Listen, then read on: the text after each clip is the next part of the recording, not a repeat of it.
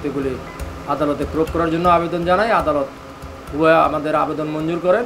সকলের জন্য বাধ্যতামূলক প্রশিক্ষণের ব্যবস্থা। সাবেক পুলিশ মহাপরিদর্শক বেনজির আহমেদের নজিরবিহীন সম্পদের কথা এখন সবারই জানা। প্রতিদিনই তার এবং তার পরিবারের স্থাবর অস্থাবর সম্পত্তির খোঁজ মিলছে। দুদকও এর বিরুদ্ধে নিচ্ছে আইনি পদক্ষেপ। বুধবার দুদকের আবেদনের প্রেক্ষিতে তৃতীয় দফায় প্রয়োগ করা হলো বেনজির দম্পতি ও তার মেয়ের নামে থাকা জমি, ভবন, ফ্ল্যাট ও শেয়ার, যার মধ্যে স্ত্রীর নামে রয়েছে ৬টি ফ্ল্যাট।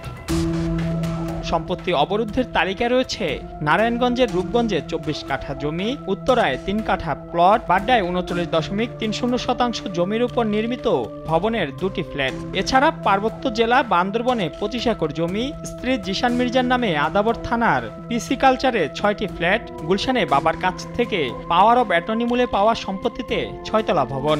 আর অস্থাবর সম্পত্তির মধ্যে রয়েছে সিটিজেন টিভি ও টাইগার অ্যাপারেলসের শেয়ার। স্ত্রী পুত্র কন্যার নামে যে শেয়ার আছে সেই সমস্ত শেয়ারগুলি আমরা আদালতের মাধ্যমে ফ্রিজ করেছি।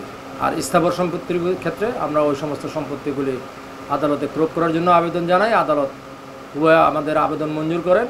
এর আগে গত ২৩ ও ২৬ মে ২ দফায় বেনজির আহমেদ ও তার পরিবারের সদস্যদের ৬২১ বিঘা জমি জব্দের আদেশ দেন আদালত। এর মধ্যে সবচেয়ে বেশি জমির মালিক বেনজিরের স্ত্রী জিশান মির্জা, যার নামে প্রায় ৫২১ বিঘা জমি খুঁজে পেয়েছে দুদক। অঢেল সম্পদ কিভাবে গড়লেন বেনজির, এ বিষয়ে ২৩ জুন তাকে তলব করা হয়েছে, আর তার স্ত্রী ও মেয়েকে ডাকা হয়েছে ২৪ জুন।